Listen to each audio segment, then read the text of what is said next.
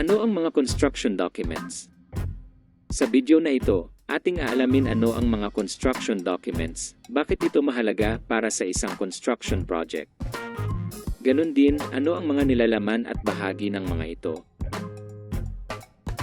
Ang mga construction documents ay mga detailed documents na ginagamit para sa pagde-design, pagtatayo, at pagkukumpleto ng isang project for construction.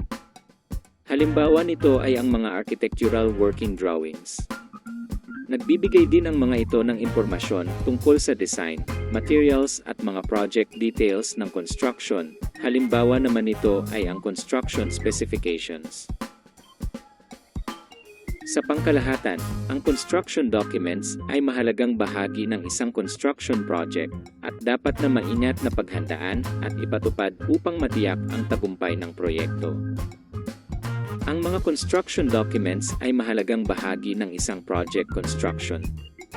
Narito ang ilang mga bagay na dapat malaman tungkol sa construction documents. Una, ang construction documents ay naglalaman ng mga komprehensibo at detalyadong impormasyon tungkol sa design, materials, at mga gawain na kailangang gawin sa project. Pangalawa, ang mga dokumentong ito ay nagsisilbing gabay para sa mga kontratista at manggagawa sa pagtatayo ng project. Pangatlo, ang construction documents ay tumutulong na tiyakin na ang project ay sumusunod sa mga constructions regulations and quality standards. Pang-apat, ang mga dokumentong ito ay nakakatulong para maiwasan ang mga problema at aberya sa construction. At pang-lima, ang construction documents ay tumutulong na makatipid sa oras at gastos ng construction. Ang construction documents ay ginagamit para sa mga sumusunod. Ito ay ginagamit sa construction upang magsilbing guide kung paano itatayo ang project.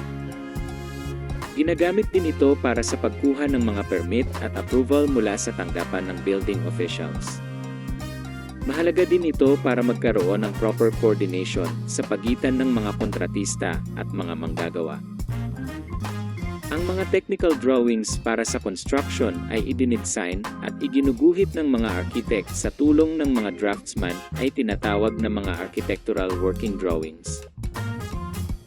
Ang mga architectural working drawings ay mga detailed technical drawings na ginagamit para sa pagde-design at pagtatayo ng mga building at structure.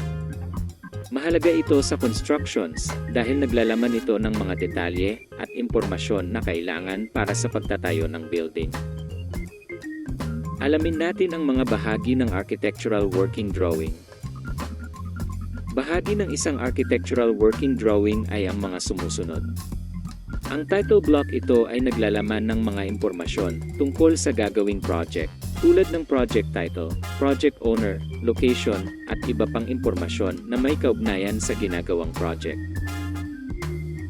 Ang index ay naglalaman ng listahan ng mga drawings at drawing details ng ginagawang project.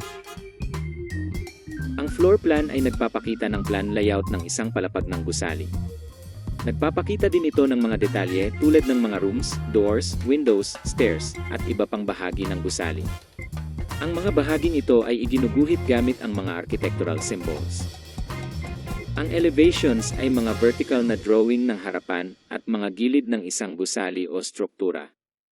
Ipinapakita sa drawing na ito ang mga design at detail ng harapan at mga gilid na bahagi ng bahay o gusali.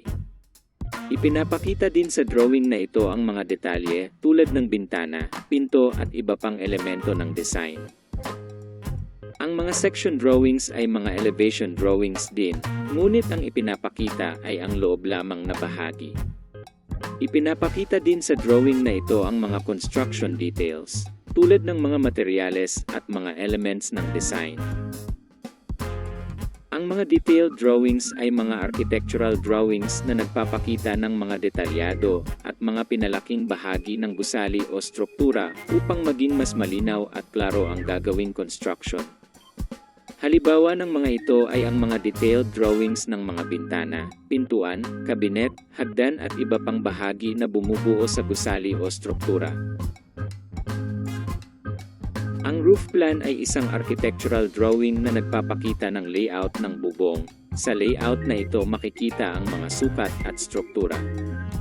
Ipinapakita din sa drawing na ito ang ilang mga bahagi kagaya ng gutter, lokasyon ng downspout, ridge cap, at ganun din ang mga materyales na gagamitin sa construction.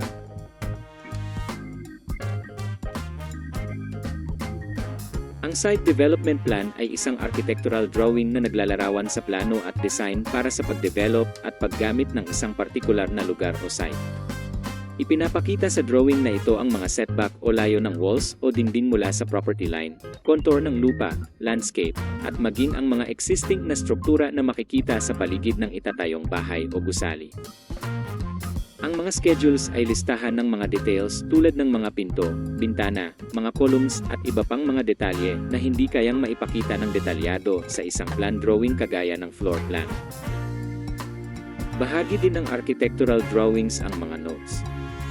Ang mga ito ay mga anotasyon o mga komento na nagbibigay karagdagang impormasyon tungkol sa construction design, mga spesipikasyon, mga instruksyon, mga paalala para sa kaligtasan, at iba pang mga detalye ng proyekto. Ang mga notes ay importante dahil ang mga ito ay nakakatulong sa komunikasyon sa pagitan ng mga arkitekto at mga inhenyero, mga kontratista at mga kliyente.